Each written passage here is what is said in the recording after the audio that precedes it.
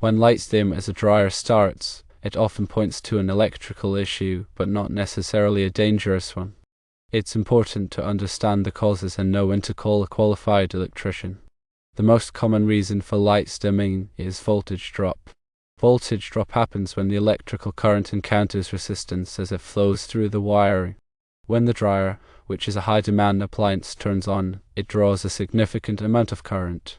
This increased current flow can exacerbate any existing resistance in the circuit, leading to a noticeable drop in voltage.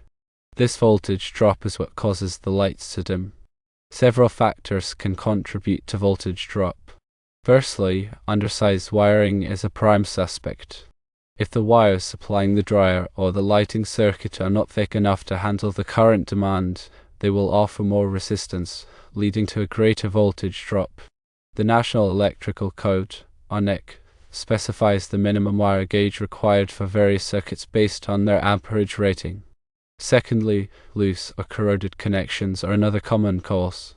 Over time, connections at outlets, switches, circuit breakers, and even within the electrical panel can loosen or corrode. This increases the resistance at the connection point, contributing to voltage drop. Thirdly, overloaded circuits can also cause dimming.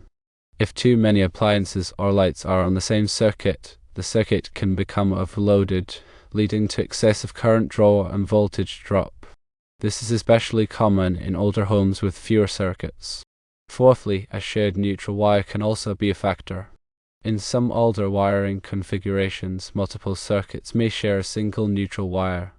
When the dryer and other appliances on a shared neutral circuit operate simultaneously, the neutral wire can become overloaded, causing voltage fluctuations and dimming lights. Understanding the basics of electrical circuits is crucial. Electricity flows in a closed loop from the power source through the load and back to the source. The voltage is the electrical potential difference that drives the current through the circuit. The current is the flow of electrical charge, measured in amps. Resistance is the opposition to current flow, measured in ohms. Ohm's law describes the relationship between voltage, current, and resistance. Voltage equals current times resistance. When the resistance in a circuit increases, the voltage drop across that resistance also increases. In the case of dimming lights, the increased resistance in the wiring or connections causes a voltage drop, reducing the voltage available to the lights, which makes them dim. To diagnose the issue of dimming lights, firstly, check the wiring size. Ensure that the wiring supplying the dryer and the lighting circuit is of the correct gauge for the amperage rating. The NEC Table 310.16 provides ampacity ratings for various wire sizes. If the wiring is undersized, it should be replaced with the correct gauge. Secondly, inspect all connections.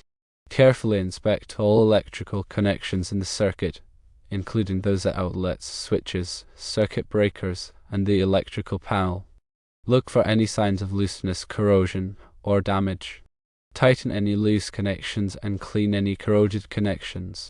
If a connection is severely damaged, it should be replaced. Thirdly, check for overloaded circuits. Determine if the dryer and the lights are on the same circuit. If they are, try moving some of the lights or appliances to a different circuit to reduce the load on the original circuit. If the problem persists, it may be necessary to add a new circuit to handle the load. Fourthly, investigate shared neutral wires. If the house has older wiring, determine if the dryer and the lighting circuit share a neutral wire. If they do, it may be necessary to rewire the circuits to provide separate neutral wires for each circuit. This is a more complex task that should be performed by a qualified electrician. Voltage drop can be calculated using Ohm's law. The voltage drop equals the current times the resistance. To calculate the voltage drop, firstly, measure the current flowing through the circuit when the dryer is running. Secondly, measure the resistance of the wiring and connections in the circuit. Thirdly, multiply the current by the resistance to calculate the voltage drop. The NEC provides guidelines for acceptable voltage drop. The voltage drop on a branch circuit should not exceed 3%, and the total voltage drop from the service entrance to the furthest outlet should not exceed 5%. If the calculated voltage drop exceeds these limits, the wiring or connection should be upgraded to reduce the voltage drop. Electrical panels are the central distribution points for electricity in a home. They contain circuit breakers that protect the circuits from overloads and short circuits. Circuit breakers are designed to trip and interrupt the flow of electricity when the current exceeds a certain level. If the circuit breaker for the dryer or the lighting circuit is tripping frequently, it could be a sign of an overloaded circuit or a short circuit. It is important to address the cause of the tripping before simply resetting the breaker, because repeatedly tripping can damage the breaker or the wiring. When working with electricity, safety is paramount. Firstly, always turn off the power to the circuit before working on any electrical components. This can be done by switching off the circuit breaker that controls the circuit. Secondly, use insulated tools to prevent electric shock. Thirdly, wear safety glasses to protect your eyes from sparks or debris. Fourthly, never work on electrical systems when you are wet or standing in water. Fifthly, if you are not comfortable working with electricity, hire a qualified electrician. Electricians are trained and experienced in working with electrical systems. They have the knowledge and tools to safely and effectively diagnose and repair electrical problems. Hiring a qualified electrician can ensure that the work is done correctly and safely. In some cases, dimming lights can be a sign of a more serious electrical problem. If the lights are flickering or dimming frequently, or if there is any burning smell or other unusual activity, it is important to call a qualified electrician immediately. These could be signs of a loose connection, a short circuit, or other electrical hazard. Ignoring these signs can lead to a fire or other serious injury. Understanding the relationship between voltage, current, resistance, and power is essential for troubleshooting electrical problems. Power is the rate at which electrical energy is used, measured in watts. Power equals voltage times current.